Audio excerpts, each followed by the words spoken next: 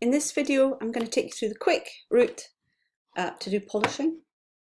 And we're going to look at changing eye colour, brightening eyes, brightening teeth, changing lip colour. And let's start with duplicating the layer. I'm going to turn that bottom layer off and I'm just going to apply a mask. And then I'm going to sit in the mask and I'm going to use the eraser tool with a soft brush. Okay, so that's fully soft. You decide how hard or soft you want the brush, and that depends on the detail that you're doing. Because I'm going to blur it, I'm going to make sure initially I'm working on full opacity and that I am just working with the size of brush, and I'm going to make it a big soft brush. Because it will be blurred, that will soften the edges anyway. So a nice big soft brush is a good starting point. And so I could be a bit more careful, but I'm not going to worry too much. So this is just for demonstration purposes. Just make sure that when you are doing this, that you zoom in and do your areas as nicely as you can. So that's everything that I want to stay sharp. And now I'm going to turn the bottom layer on and I'm going to make sure I'm in the top layer and I'm going to apply a filter. So I'm going to put in the median blur or a Gaussian blur, and I'm going to go over the top. In fact, what I'll do is I'm going to turn the bottom layer off so you can see it a bit better. And I'm looking for a sort of blocky effect. So don't go too far, that would be crazy. But you're looking for something like where you can sort of see the construction. And then when I turn the bottom layer on, you can see this is now over the top. See if I'd been just a little bit more careful. So for instance, we've got a lot of blurring going on here. However, because I'm in a mask, I can still come in and change that detail. What I do want to do is tone it down a little bit. It's too heavy. So you decide whether it's a kind of over the top effect that you want to do, or whether it's something very, very subtle. So you can see that just softens her skin a little bit. For the purposes of the demo, I'm going to leave it quite high so that we can also look at using blends. So it depends what sort of effect we want. I'm going to leave it on luminosity. But you see, I can come in now and make changes. So for instance, in the mask, I've got too much here. So I'm going to flip over my assist or hit X on the keyboard and I'm just going to remove these areas. So we soften in these areas as well, and so on. And then I'm going to go the opposite direction and just eliminate some of this stuff. So that's the benefit of using masks. Now, I am happy with that for the moment. And you could merge these two layers together. I always think it's worthwhile keeping one base layer that you turn off and lock, because then you've got something to compare to. So I'm going to merge these two layers. And we're going to just look at making a selection in order to change other areas. So let's start with lips. And we're going to draw the lips. So I put a 2 point or 2 pixel feather onto this, which will just soften the edge. And now I'm going to eliminate, so I'm using minus selection, so I'm going to eliminate lips. Now obviously, clearly I am not doing this very, just doing it very superficially. So you might want to spend a little bit more time on it. But instead of doing anything to the actual layer itself, what I'm going to do is I'm going to apply a layer adjustment. So if I use an image adjustment, that will go onto the layer itself. And if I use a layer adjustment, it's going to mean that it's going to mean that I can come in and make changes later on. So the obvious thing to do would be to change the colour of her lips, and I'm going to clip it to this layer here, although because it's masked it should be okay. And then you can see the mask of her lips, and then I'm going to change the colour. So one of the things I can do is I can increase the saturation, I can darken the lip colour, or I could transform the actual hue of the lip colour itself.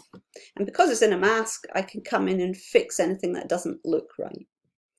I can do exactly the same with the eye. If you use the elliptical marquee tool, it can get a bit aggressive on the eye. But I'm going to pull out from the middle.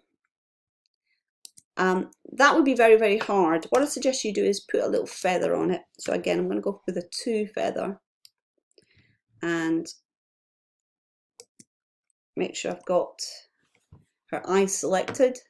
And then I'm going to use a lasso tool to remove this section here. Now again, another technique would be to use the pen tool. A lot of people use a pen tool, and then they eliminate the pupil with the pen tool, and then they turn the whole thing into a selection. I'm going to eliminate just simply using this, or you could do it later on in the mask as well. So just remember, when you're in any of the selection tools, you've got add in and remove. And now what I'm going to do is add, again, I'm going to add a layer adjustment, hue saturation, and we don't really need to apply it because we've got a mask onto it. And then it's the same thing. I can increase her eye colour, I can change her eye colour. Now this works really well for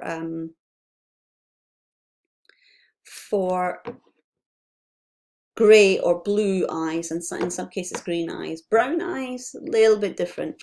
For brown eyes, I'm going to copy and paste the eyeball, and then on that layer I'm going to reduce the blend mode. So I'm probably going to lighten the blend mode to something like screen, and that will allow me to then work with colour, the colour overlay, and then change it through hue saturation. So I'm just going to fix this a little bit. My feather is a bit too feathery, so I'm going to take the eraser tool and then just remove in the mask, remove the bits I don't want, and you can see I've done quite a nice job very, very quickly on changing the eye colour. And she actually has quite difficult areas in her eyes here. So I'm just going to show you a demonstration on another image to show how you can whiten the areas of the eyes. Before I do, I want to talk to you about colour. So if you are using an image, so if we're using an image like this to do all of this too, that's absolutely fine. It's very well exposed and it looks terrific. But if there's anything wrong with the colour, and in this image I think that there are too many yellow hues in this image, and possibly a little heavy on some of the reds. So I would encourage you to fix that first of all. So very, very quickly. Obviously you could go in with image adjustments and look at something like colour balance. If you were unsure about fixing it, add an adjustment layer. When in doubt, always just put it in an adjustment layer, because you can undo it a lot easier. I'm just going to go in and do it directly on the image. And you'll see the colour balance allows me to push the yellows out towards the blues. So, and then also look at down here, you've got shadows, midtones and highlights. So you need to decide in which area are the colours incorrect. So I'm going to sort of push that forward and just get rid of some of these. Now it's a lot warmer immediately. We've got a much warmer image just by allowing the reds, taking out a little bit of the pinky reds, the magentas, removing some of that. Let's push a bit over here and removing some of those yellows towards the blues. But you might have to go in and do it in different areas as well. So I worked a little bit on the shadows, midtones and highlights, and you can see, you know, it's quite a considerable difference. You know, all the information is there. I just needed to push the pixels in the right direction. So the final thing I want to show you is, I'm coming back to this image because she's got some teeth, and it's just to remind you that you have these wonderful tools here. Color dodge tool. Now if I just come in and do this, it's going to lighten everything. Could use it to lighten areas of the skin if you wanted to, and likewise you could use the burn tool to darken areas of the skin if you wished.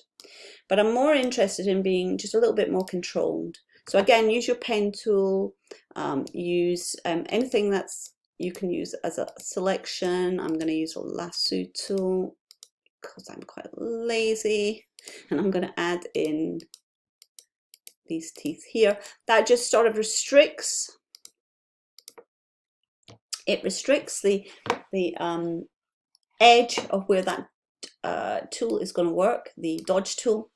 And so it doesn't matter, I can have a big brush and I can work all the way through. When I made the selection, I made sure there was a feather up here of about one or two. One would have been probably enough. And then if I don't want to whiten the whole tooth, I can make sure I've got a nice soft brush, and we can kind of just polish up the bits that we want. So it's a bit like going to the dentist and having the hygienist polish your teeth. Likewise, I could come in and do the same here. Sometimes what professionals will even do is literally cut out the eye, so you've got a whole layer to work on, and cut out the eyeball and have that on a separate layer, so that you can just go underneath and do the eye. So having them on separate layers to work with is another possibility. But do be careful. As I'm saying to you, you know, I'm polishing from the middle out, otherwise it can look a bit harsh. Same with the eyes up here. Give yourself a restricted area to work in. So I'm going to work with this area here. That'll do for me. And then again, zoom in as far as you can. Because of the pixel ratio of this image, I don't get much. But again, I'm making the brush this time, instead of making it larger, all this other stuff I was doing with large brushes, I'm coming in and using a smaller soft brush so that I can control it. And you can also, again, control it over different tones. So you've got highlights, midtones and shadows. You've got an exposure amount. So I can drop that down. That will help me control it a bit more. So I've got time to work on the area rather than it just plonking itself on there. And you need to decide which areas you're working in with any of these tools. So midtones is okay for this. And it's just going to increase the brightness in her eyes. So I'm just going to come in and do a little bit there as well. And it's a bit naughty. I'm not restricting it. Okay, you can easily make a mistake. So, you know, if I just come in with my brush and do this, I'm going to be lightening the whole area. So do restrict it always. Just say to it, you're only going to work in this little area here and no more. And then work inside there. If I come in and try to do it on these eyes, I can actually see there's an error. Whoever did this has actually copied in, I think, some of the eyelashes onto her eyeballs. So you need to deal with that, because polishing up the eyeballs isn't going to help you with that. So that there's an error in the fixing of the image, which you don't see so much at this level. But if it was important, you might have to come in and replace some of this white. On this side, I can almost see like a plate. So now I'm zoomed in, I can see the error here as well. And there's not a lot of point polishing up teeth when they're hidden.